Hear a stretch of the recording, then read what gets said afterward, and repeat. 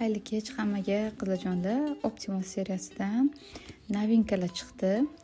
Tonik chiqdi. Mana shunaqa quyuqqina ekan. Bu hamma yuz turiga tushadigan, ayniqsa quruq va ta'sirchan yuzlarni yumshoq qilib beradigan tonik. Buni micellarkasi ham bor. Menga tonik keldi. Mana bu skrab haqida alohida aytib bermoqchiman. Qizlar, bu skrablar boshqa skrablarga o'xshamaydi.